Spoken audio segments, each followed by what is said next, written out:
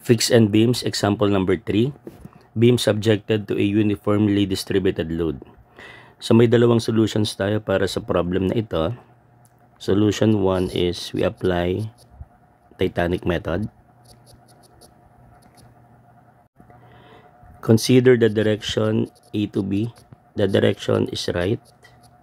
So applicable is formula for theta right.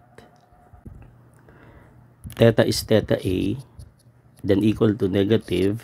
The moment near is the moment at A, then L over 3EI plus the moment far is the moment at B, L over 6EI plus 6AB over L. So since ang load natin ay uniform load, we apply the formula WL cube over 4, then over 6EI minus H over L. Mag-drawing na muna tayo ng elastic curve. Then for H, gawa tayo ng horizontal line from A to B. So from A, gagawa ng horizontal line papuntang B. And since tumama yung horizontal line at kay B, then H is 0. And since at A, the support is fixed, theta A is 0. Then simplifying the equation, we obtain. Then itong equation na to ay i-multiply natin by 24 over L. Then simplifying, we obtain. Tawagin natin siyang equation number 1. Next, consider the direction B to A. The direction is left. So applicable is formula for theta left. Theta is theta B equal to the moment near is the moment at B, L over 3EI plus the moment far is the moment at A, L over 6EI plus the load from B to A is a uniformly distributed load. So the formula for 6A over L is WL cube over 4 over 6EI then minus H over L. For H, gawa tayo ng horizontal line from B to A. At yung horizontal line from B ay tatama kay A. So H is 0. And since the support at B is fixed, then theta B is 0. Then simplifying this equation, we obtain. At itong equation na ito ay i-multiply natin by 24 over L. Then we obtain. Tawagin natin siyang equation number 2. Ito na yung dalawang equations and gusto nating isolve MA and MB. Para ma-solve si MA, kailangang ma-eliminate si MB. And to eliminate MB, so ang gawin natin, i-multiply natin si equation 1 by 2. So magiging 8 ito. And then minus equation 2. So 8MA times 2 is 16, then minus 4MA is 12MA. Then 4MB times 2 is 8MB, then minus 8MB is 0. Then plus WL square times 2 minus WL square is WL square, then equal to 0. So MA is equal to negative WL square over 12. Negative means the direction is downward. Then consider equation 1. 8 times yung MA na derive na natin, negative WL square over 12 plus 4MB plus WL square is equal to 0. Then simplifying, 4MB plus WL square over 3 equal to 0, so that MB is equal to negative WL square over 12. Negative sign means that the direction of the moment B is downward. Solution 2, apply integration.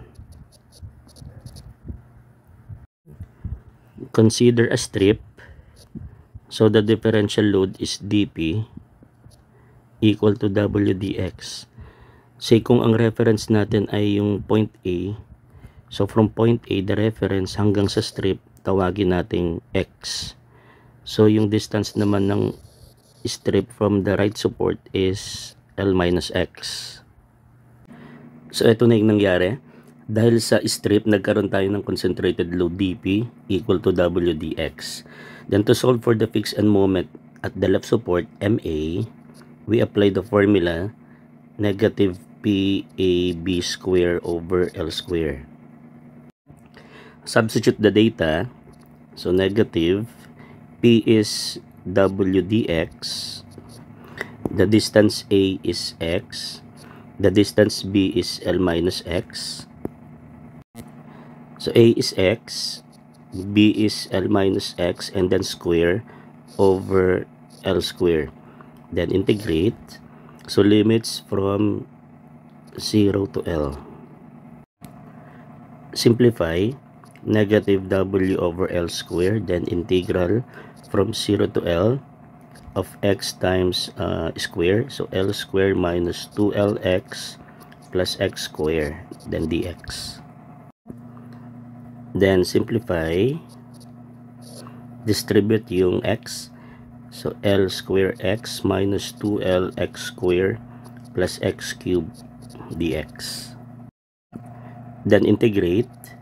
So negative W over L square times, so integral L square X square over 2 minus 2LX cube over 3 plus X raised to 4 over 4, limits from 0 to L. Then substitute the limits. So yung X ay magiging L. So L square times L square is L raised to 4 over 2 minus 2L raised to 4 over 3 plus L raised to 4 over 4. Then simplify. So negative W over L squared times L raised to 4 over 12. So that the fixed end moment at the left support is equal to negative WL squared over 12. Negative means the direction of the moment is downward. Para naman sa fixed end moment at the right support MB, applicable yung formula negative PA square B over L square. Substitute the data. So negative P is W dx, A is X, and then square, B is L minus X, then over L square. Then integrate, limits from 0 to L. Simplify. Negative W over L square times the integral from 0 to L of distribute yung X square. So magiging L X square minus X cube, then dx. Then integrate.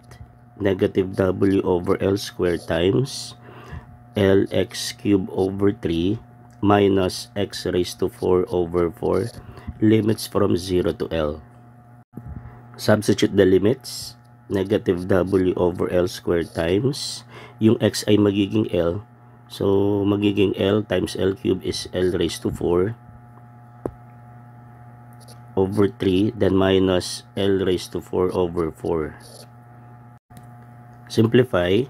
Negative W over L squared times L raised to 4 over 12, so that the fixed end moment at the right support MB is equal to negative WL square over 12.